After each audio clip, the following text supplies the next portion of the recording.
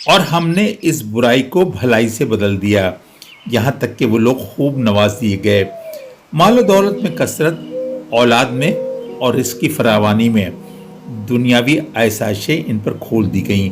और वो अपनी सख्तियों के दौर को बिल्कुल ही भूल गए और बोले हमारे आबा अजदाद पर भी अच्छे और बुरे दिन आते रहे हैं, इसमें इम्तिहान और आजमाइश की कौन सी बात है।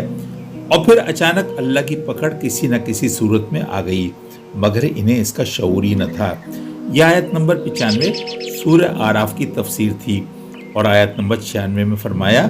अगर इन बस्तियों के लोग ईमान ले आते और परहेजगार हो जाते तो हम इन पर आसमान और ज़मीन की बरकत के दरवाजे खोल देते, मगर उन्होंने तो झुटला दिया, रसूलों की तकज़ीब की, हत्ता कि इन्हें पागल और दीवाना भी कहा, बस्तियों से निकालने के दर पे हो गए, कत्ल से भी बाज न आए।